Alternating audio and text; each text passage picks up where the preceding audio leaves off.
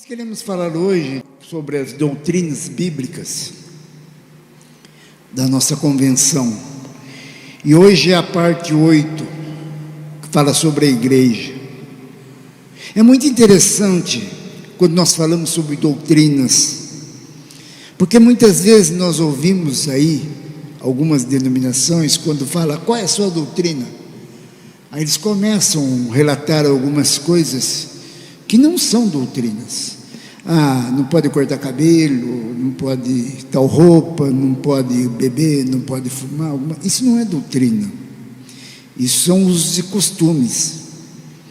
E eu sempre lembro do pastor Agripino, o saudoso pastor Agripino, faz acho que em torno de um mês que ele faleceu com 98 anos. Ele sempre dizia assim, a primeira vez que eu ouvi alguém dizer foi ele.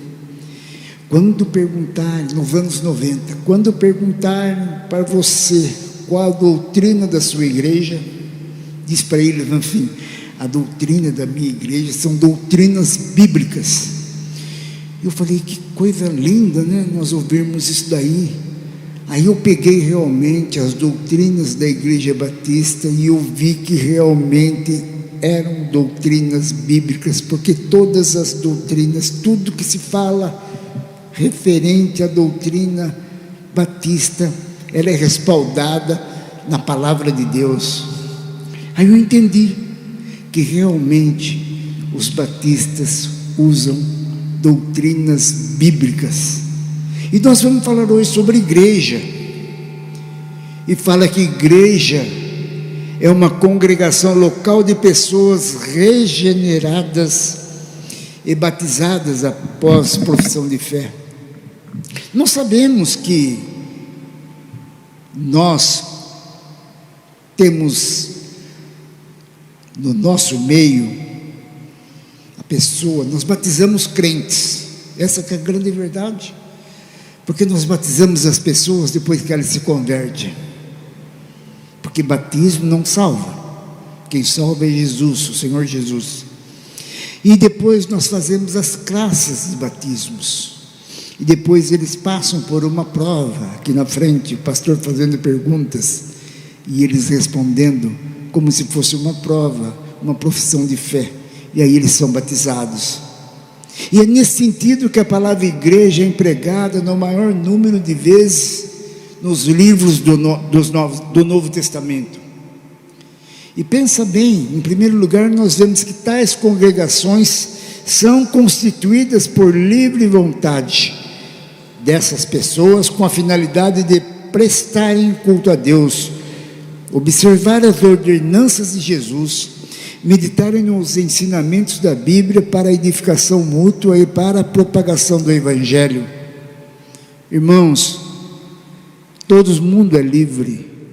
E na questão de religiosidade, nós como batistas trabalhamos realmente na liberdade de religião. Nós não confrontamos ninguém que é de outra religião. Nós fazemos a nossa parte. Nós pregamos Cristo como nosso Salvador. Quem convence é o Espírito Santo.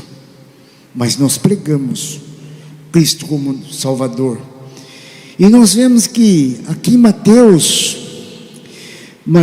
18, 17, olha o que diz, como que é de livre responsabilidade de cada um. Aqui está falando sobre como deve tratar o irmão que está em culpa, uma disciplina. Mas o versículo 17 mostra que ele faz o que ele quer.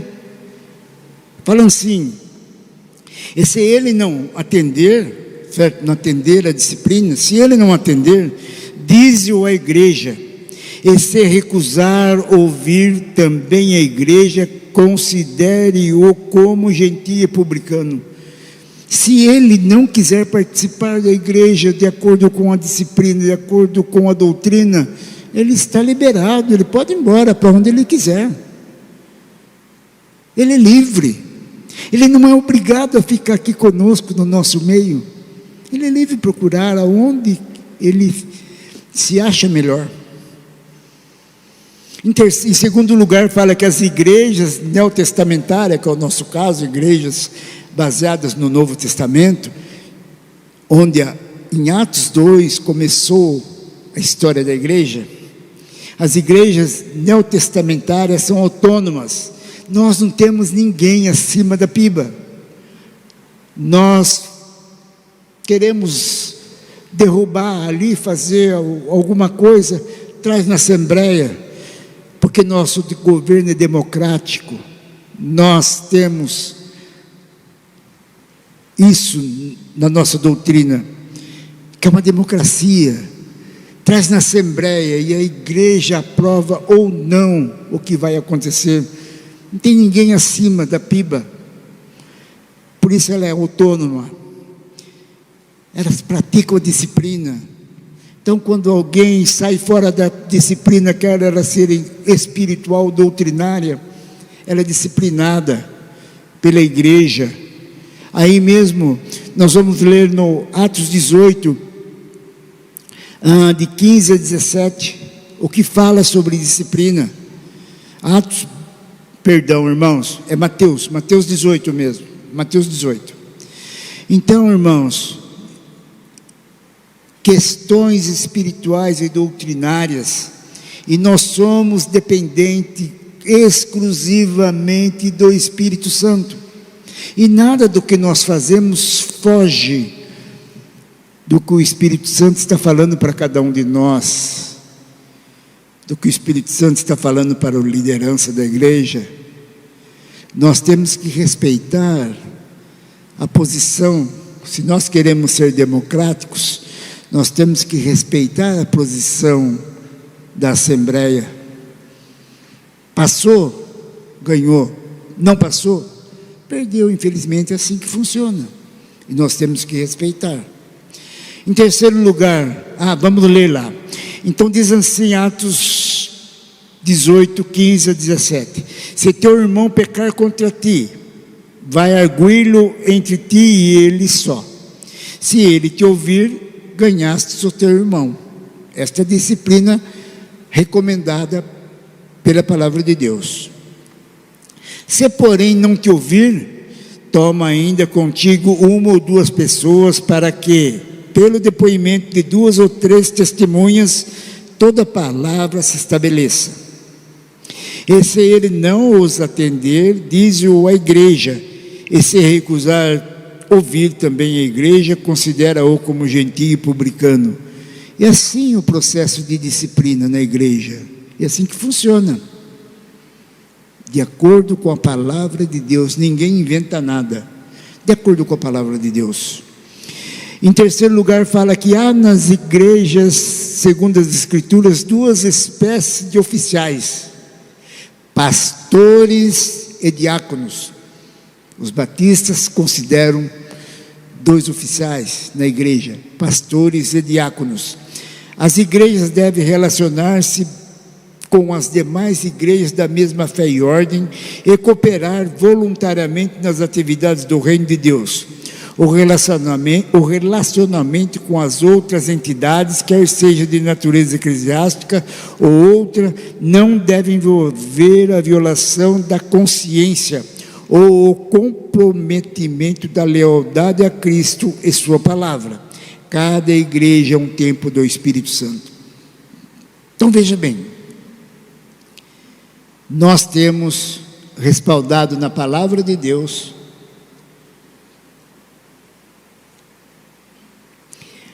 a respeito de pastores e diáconos. E a palavra de Deus é algo sensacional. Então o apóstolo Paulo passou para Timóteo, que está lá em 1 Timóteo 3, de 1 a 11, como devem ser os pastores e diáconos. Ele diz assim: fiel é a palavra, se alguém aspira ao episcopado, excelente obra almeja. É necessário, portanto, que o bispo seja pastor, seja irrepreensível, esposo de uma só mulher, temperante, sóbrio, modesto, hospitaleiro, apto para ensinar. Isso está falando dos pastores. Para ser pastor, tem que estar dentro deste relatório em que a palavra de Deus está falando. Não dado ao vinho, não violento, porém cordato, inimigo de contendas, não avarento, e que governe bem a sua própria casa, criando filhos sob disciplina, com todo respeito. Pois se alguém não sabe governar a própria casa, como cuidará da igreja de Deus? Então, os batistas fazem as coisas de acordo com a palavra de Deus. Tem que preencher esses requisitos para ser pastor. E não seja neófito, para não suceder que soberbeça e incorra na condenação do diabo. E não pode sim ficar orgulhoso, ficar soberbo, porque corre ser condenado pelo diabo.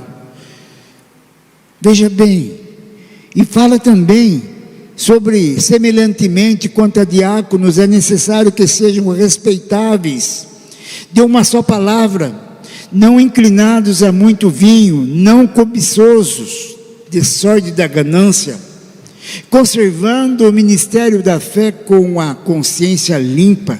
Também sejam estes primeiramente experimentados, e se mostrarem irrepreensíveis, exerçam o diaconato. Da mesma sorte quanto a mulheres, é necessário que sejam elas responsáveis, não maldizentes, temperantes e fiéis em tudo. O diácono seja marido de uma só mulher, e governe bem seus filhos e a sua própria casa. Então nós vemos a responsabilidade do pastor, a responsabilidade dos diáconos, de acordo com a palavra de Deus, de acordo com como nós lemos aqui, na nossa regra doutrinária, que é isso que ele está falando. Nós podemos ter, está falando aqui que é bom nós termos contato com as pessoas da mesma denominação, mas ele fala, se nós formos ter o relacionamento com outra igreja, com outra denominação, para nós termos cuidado, para não influenciar na denominação deles, e nem eles influenciar na nossa denominação. E ele fala, usando da lealdade a Cristo e sua palavra, quando nós temos esse relacionamento com essas pessoas, e fala que cada igreja é um templo do Espírito Santo, porque quem que é a igreja? A igreja somos nós, a igreja não é isso, aqui é o local onde que é reservado para que nós possamos estar todos acomodados, sentados, com arzinho, para refrescar nesse calor. Mas a igreja é cada um de nós, porque nós somos o templo do Espírito Santo. Então cada igreja é o templo do Espírito Santo. Há também no Novo Testamento um outro sentido da palavra igreja, em que aparece como a reunião universal dos remidos. Um dia alguém chegou, quando eu tinha loja lá, um moço chegou e perguntou, de que igreja você é? Eu falei, sou da Igreja Universal do Reino de Deus. Ele falou, mas é mesmo? Eu falei, não, a Igreja Universal, quando Cristo vier levar a sua igreja, que é esta igreja que está falando, reunião universal dos remidos e de todos os tempos, estabelecida por Jesus Cristo e sobre ele edificada, construindo no corpo espiritual do Senhor, do qual ele mesmo é o cabeça. Cristo é o cabeça da igreja, nós somos o corpo, os membros de Cristo, mas Cristo é o cabeça. Sua unidade da natureza espiritual e se expressa pelo amor fraternal, pela harmonia e cooperação voluntária na realização dos propósitos comuns do reino de Deus. Amados, o que nós precisamos para ser realmente uma igreja maravilhosa? Amor fraternal. Todos nós como irmãos, amor fraternal, nós precisamos de harmonia entre nós, não haver discussão, não haver brigas, nós precisamos de harmonia entre nós. E nós precisamos de cooperação. Quem que pode fazer tal coisa? Eu posso. Entende? Quem pode vir ajudar aqui sábado? Eu posso. Cooperação, senão nós não andamos, nós não caminhamos. Isto é igreja. Isto é a igreja de Jesus Cristo. E nós temos que estar prestando atenção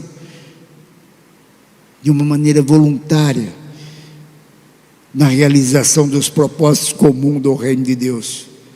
Amém, irmãos? Que assim possamos estar conscientes do que é uma igreja. O 9º ponto fala sobre o batismo e a ceia do Senhor. O batismo e a ceia do Senhor são 2 ordenanças deixadas pelo Senhor Jesus Cristo, estabelecidas pelo próprio Jesus, sendo ambas de natureza simbólica, porque batismo não salva, certo, irmãos? Batismo salva? Batismo não salva, ok? E nós temos, por isso que ele fala, ceia do Senhor, como nós vemos muitas denominações falando, porque a Santa Ceia, esse é um momento santo. Não, a Bíblia diz para nós que a ceia é um memorial que nós fazemos, lembrando sempre de Jesus ali na cruz do Calvário, derramando o seu sangue, dando o seu corpo. E é por isso que nós dizemos que são ambas de natureza simbólica. E o batismo consiste na imersão. Por que imersão? Porque nós cremos que nós usamos do que vem do grego, que fala baptismo, que significa mergulhar, que significa emergir. Entende? Porque nós usamos batismo como imersão, como afundar a pessoa na água e trazê-la de volta. Então, meus irmãos, o batismo na nossa denominação é por imersão. E nós só fazemos e nós mostramos que isso acontece depois daquela profissão de fé que nós dissemos lá atrás, porque a profissão de fé, e depois a pessoa vai pelo batismo para dar deixa eu perder aqui, para dar às pessoas a sua seu público testemunho de que ela agora é uma nova criatura, de que ela agora está com Jesus na sua vida, que ela agora deixou o homem velho e está se tornando uma nova criatura, como nós lemos lá em 2 Coríntios 5,17. Então nós vemos que para nós, como diz ali em Romanos 6, 3, 5, para nós é quando ele vai batizando, é como referindo-se à morte de Jesus, o sepultamento de Jesus, e quando ele retorna, significa a ressurreição de Jesus, significa morri pelo velho homem e estou vivendo agora como uma nova criatura. É assim que nós aceitamos, é assim que nós temos na nossa declaração: morte e sepultamento e ressurreição do Senhor Jesus Cristo. E também é o prenúncio da ressurreição dos remidos.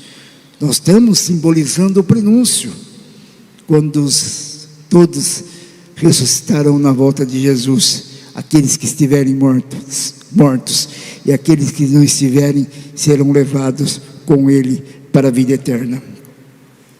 Nós temos também, falando de batismo, vamos ler lá em Mateus 3, quando vem o batismo de Jesus, Mateus 3, versículos 5, 6, 13 e 17, para encurtar um pouco a nossa leitura. Então Mateus 3, 5 fala: então saíram a ter com ele Jerusalém toda a Judéia e toda a circunvizinhança do Jordão, e eram por ele batizados no rio Jordão, confessando os seus pecados, por João Batista. O 13 fala: por esse tempo dirigiu-se Jesus da Galiléia para o Jordão, a fim de que João o batizasse, João Batista o batizou. Ele falou: não sou digno de batizar. Jesus falou: não, eu tenho que ser batizado por você. E ele disse assim: e eis que uma voz dos céus que dizia: este é o meu filho amado, em quem me comprazo. Depois, quando ele saiu, que João batizou, que ele saiu das águas, os céus se abriram e veio uma voz de lá dizendo: este é meu filho amado, em quem me comprazo. Deus dizendo: este é Jesus, é meu filho amado. E nós cremos realmente nisso daí. O terceiro fala que o batismo é uma condição para ser membro de uma igreja. É isso daí mesmo. Nós usamos o batismo como uma condição para ser membro da nossa igreja. Quando acontece de uma igreja vir para outra igreja, e é a igreja batista, então ela vem por carta, como nós chamamos. Quando vem de uma igreja não batista, mas a pessoa foi batizado por imersão, sendo batizado em nome do Pai, do Filho e do Espírito Santo, esta pessoa é aceita também por aclamação. Coloca-se na assembleia e o auditório aprova ou não aprova a vinda desse irmão para a nossa igreja. Então veja bem, lá em Mateus 26, em Mateus 28, 19, e ele diz: ide por todo mundo, pregando o Evangelho, batizando como?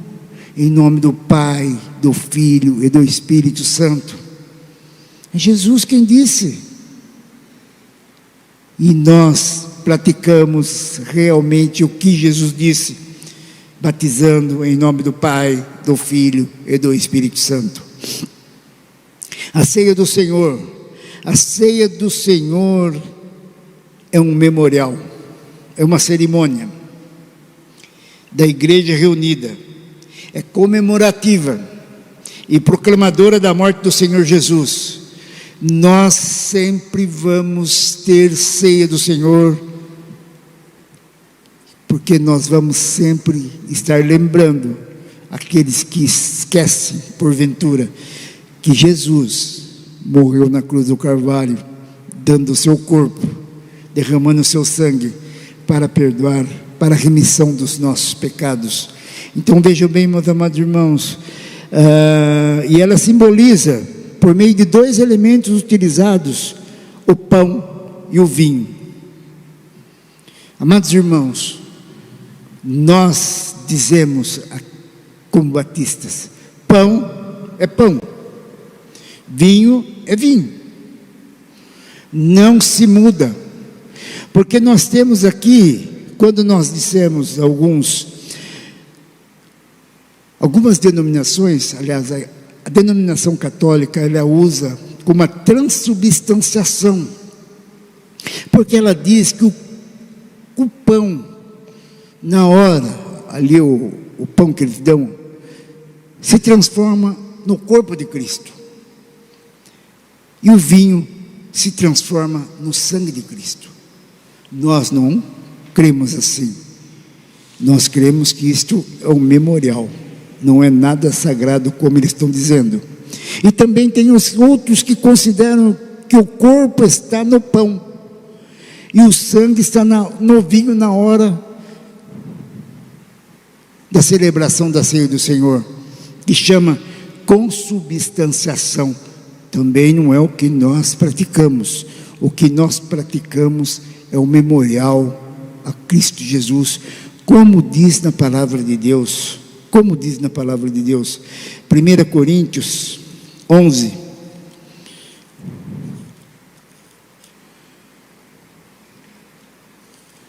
1 Coríntios 11.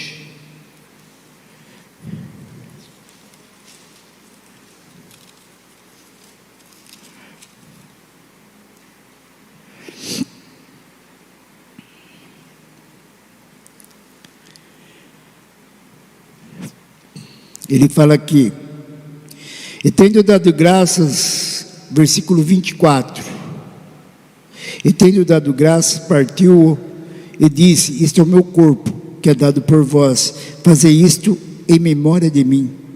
Semelhante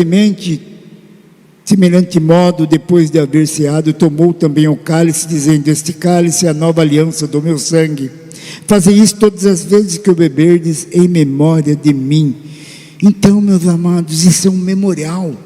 Nós o tratamos a ceia do Senhor como um memorial, não como algo santo, como dizem por aí, com todo o respeito que nós comemoramos a ceia do Senhor, porque a palavra de Deus fala: examine-se o homem a si mesmo, e veja se você pode participar ou não da ceia do Senhor. Olha o versículo 28, examine-se, pois, o homem a si mesmo, e assim coma do pão e beba do cálice, pois quem come e bebe sem discernir o corpo, come e bebe para o juízo, para si mesmo. Então nós temos respeito, de acordo com a palavra de Deus, a ceia do Senhor, mas nós não vamos tão longe como eles vão, com a interpretação que eles fazem. E outra coisa, pesquisando, a gente, um dia, trabalhando na aula de batismo, depois alguém disse para mim assim: por que a Bíblia fala, você falou de doutrina, porque a Bíblia fala vinho e nós tomamos suco de uva? Aí eu fui procurar na doutrina o que significa isso, que até aquela época eu não lembrava, não sabia. Foi nos anos 90, aí eu fui procurar. E dizia assim: os batistas não usam vinho, ponto final, por dois motivos. O primeiro, a pessoa pode ser inclinada ao alcoolismo, e se ela começar a tomar um cálice de vinho todos os meses, ela pode ser influenciada a ser alcoólatra, e a igreja fica como uma responsabilidade. Ponto 1. Ponto 2, o irmão pode ter sido alcoólico, virou alcoólatra, e ele parou. Ele vem na igreja participar da ceia, todos os meses ele toma um cálice, que ele não pode nem chupar uma bala de rum, ele toma um cálice de vinho, ele pode voltar a ser alcoólatra. Responsabilidade da igreja. Então nós, tem denominações que ela passa, ela dá o vinho, é opção. Você quer tomar vinho, tem o vinho. Você quer tomar suco, tem o suco. Mas os batistas fecharam questão, não vai ser com vinho, vai ser todos. Aonde você for, igreja batista, vai ser o cálice que nós simbolizamos como vinho, vai ser suco de uva. Então, é isso que nós temos marcado. A ceia do Senhor deve ser celebrada pelas igrejas até quando? Até quando nós vamos celebrar a ceia? Olha que Paulo fala no versículo 24. Não, no versículo 26. 1 Coríntios 11, 26. Porque todas as vezes que comerdes este pão e beberdes o cálice, anunciais a morte do Senhor. Até quando? Até que Ele venha. Nós vamos tomar a ceia do Senhor, nós vamos celebrar a ceia do Senhor até quando Jesus voltar. E Ele fala lá em Mateus 26, que quando Ele voltar, Ele vai tomar a primeira ceia novamente, juntamente conosco, que Ele vai levar para o seu reino. Glória a Deus, estaremos lá, presente, Vamos tomar a ceia com Jesus. É isso que ele está dizendo. E nós sempre temos o cuidado de ter uma celebração da ceia do Senhor, após o batismo bíblico e o cuidadoso exame íntimo de cada participante, que nós cremos que as pessoas são conscientes da sua responsabilidade, não perante a pastor, perante a quem está ministrando a ceia. A nossa responsabilidade é perante Deus, porque Ele vê o meu coração, Ele vê o seu coração, Ele vê o nosso coração. Então, o que nós temos que fazer? Então eu não vou beber, como fazia-se antigamente, e eu fiz muitas vezes. Passava, o diácono passava. Mas se você fizer a primeira, você vai fazer a segunda, você vai fazer a terceira, você vai fazer a quarta, e você não vai resolver o seu problema. Você vai continuar pecando, mesma coisa. Eu sempre falo que a melhor maneira que você fazer é assumir um compromisso com Deus, porque Ele conhece seu coração. Assume um compromisso com Deus, e Deus, olha, eu sei que eu estou pecando, mas eu vou parar, em nome de Jesus eu vou parar. Por isso que eu vou participar da ceia do Senhor, porque é um compromisso que eu estou assumindo com o Senhor.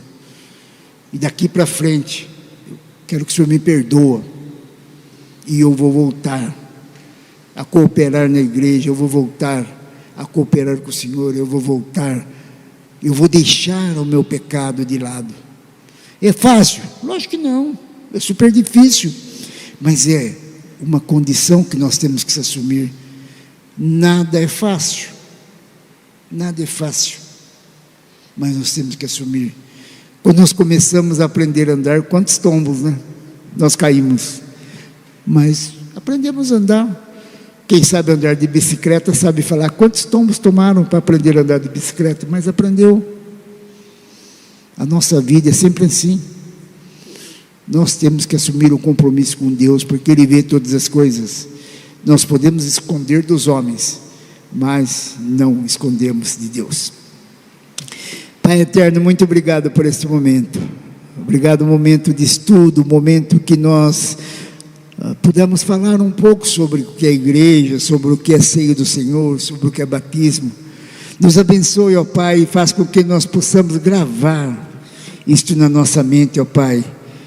E quando passarmos para outras pessoas, possamos passar algo que nós, como batistas, cremos, uma doutrina bíblica, ó Pai.